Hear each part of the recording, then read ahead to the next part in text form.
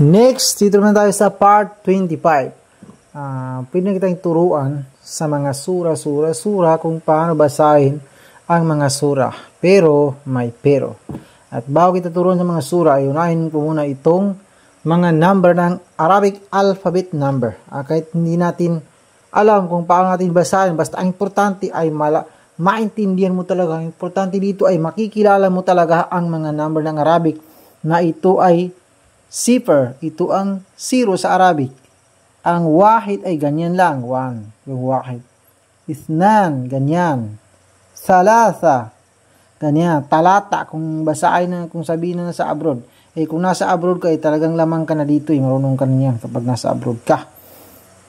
Salasa, arba'a, khamsa, sitta,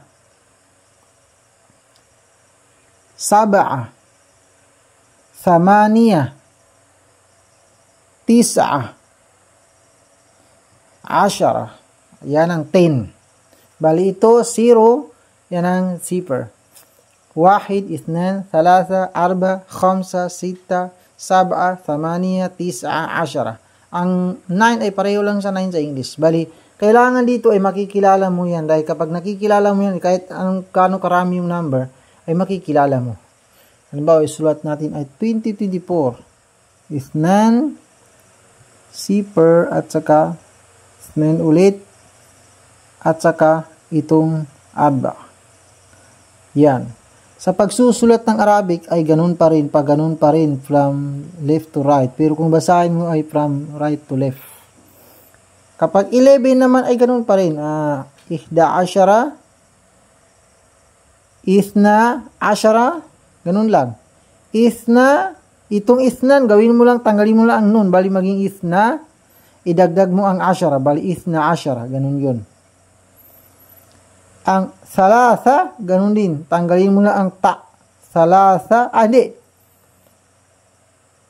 11 at saka 12 ay ihda ashara, ganyan, ihda ashara, ithna ashara, ito siya, ithna ashara. Pero pagdating sa salasa ay gamitin mo na ang ta. Kaya salasa ta ashara. Yan.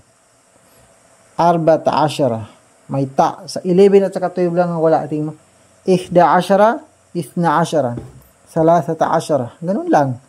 Arba ta ashara. Correction. Ito ay khamsa ta ashara. Sita ta ashara. Ang nakalimutan ko doon ay yung arba ta ashara. Pero nasabi ko na arba'ata ashara ito. Ito ay hindi. Ito ang arba'ata ashara. Ito ang khamsata ashara. Sittata ashara. Yan. Sittata ashara. Sab'ata ashara. Thamaniyata ashara. Tis'ata ashara. Asrun. 20. Yan. Bali, kapag 21 ay sabihin mo lang na ihda washrun. Ganun lang. 21. Ihda washrun. Ithna washrun, 22. Salasa washrun, ganun lang. Basahin mo lang mula dito. Arba washrun, yan, 24. Hanggang sa dumating ka na sa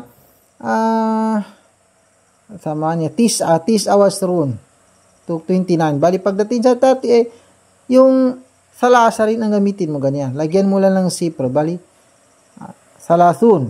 Bali, ihda wasalasun, ganyan, itong 31. Ithna wa salasun, salasa wa salasun. Hanggang sa dumating ka, dito na tayo, puno na tayo. Hanggang sa dumating ka na sa arba'un. O, yan. Arba'un. Yan. Ihda wa arba'un. Ithna wa arba'un, 41, 42. Hanggang sa dumating ka na sa 50. Khamsun. Yan. Ihda wa khamsun. Ithna wa khamsun, hanggang sa dumating ka na sa situn, 60. Yan, ganun lang. I-delete mo na. Huwag mo na. Sige lang. Dapat, huwag natin i-delete yan. I-delete na natin. At least nakikita mo rin eh. Kasi mapupuno na eh. I-rewind mo lang ang video na ito. Pwede mo namang i-rewind eh. Ganun lang. Bali, sita,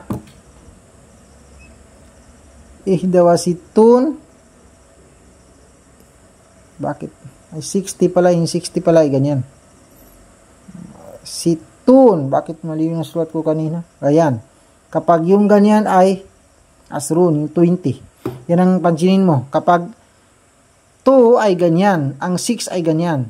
Ithnan, ito ay sita. Bali, asrun itong 20, situn itong 60. Ihdawa situn, pati ako nalilito rin ako dito. Hindi rin ako sanay sa mga ganito. Yan.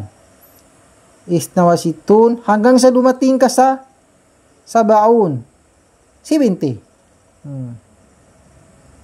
Ihdawa sabaun, hanggang sa dumating ka sa thamanun, 80. Hanggang sa dumating ka sa tisun, 90. Ihdawa tisun, hanggang sa dumating ka sa 100. Ang 100 ay Mia. Ang Mia ay 100. Bali, dyan lang muna kasi hanggang dyan lang yung alam ko eh. Importante ay makikilala mo yan. Bali, okay na yung wag natin patagalin kasi at least may konting idea ka na. I-play mo na lang. Kasi minsan baka hindi kasi yung oras natin, yung minutes natin. Dito na tayo sa page. Ito yung mga sura na makikita mo, ito yung mga sura sa Quran, sa pangalan niya sa table of content. Iba pa yung pagkakasulat kapag doon sa taas ng verse. Bali sa table of content ay ganito sila. Bali ito yung mga number yan. 1, 2, 3, 4, 5, 6, 7, 8, 9, 10, 11, 12, 13, 14, 14. Huwag natin itutuloy. Bali ito nakita mo. Ito yung unang sura sa Quran, itong Al-Fatiha. Ika-1. Al-Baqarah. Suratul Baqarah. Itong number 2. Ito yung number nila. Ali Imran. Ika-number 3. Bali ganyan. Yan yung mga number nila. Bali yung mga pagkakasulat kasi hindi lahat may bawi. Ang kailangan lang dito i-familiarize mo na lang yan kasi hindi na kailangan intindihin yan eh. Lalo na kapag dun sa page niya mahirap din. Kapag hindi mo familiarize sa bulayat mo ito talagang mahirapan ka magbasa. Lalo na kapag dun sa sura. Kaya kailangan lang talaga ito i-familiarize mo lang. Tingnan mo. An-Nisa, Al-Ma'idah. Ito naman yung mga number nila kapag hanapin mo sa page. Yan. Ang Al-Ma'idah, kapag hanapin mo, ito yung page niya, 106. Ganyan. Halimbawa. Al-An'am, Al-A'raf, Al-Anfal, At-Tawbah, Yunus, Hud, Yusuf, Ar-Ra'd, Ibrahim, Al-Hijr, An-Nahl, Al-Isra, Al-Kahf, Maryam, Taha, Al-Anbiya, Al-Hajj, Al-Mu'minun, An-Nur, Al-Furqan, As-Su'ara, An-Naml, Al-Qasas, Al-Ankabut, ang gagamba, Al-Ankabut, Ar-Rum, Luqman, As-Sajdah, Al-Ahzab, Saba, Fatir, Yasin, As-Saffat, Sad, Zumar, Az-Zumar, Ghafir, Fussilat,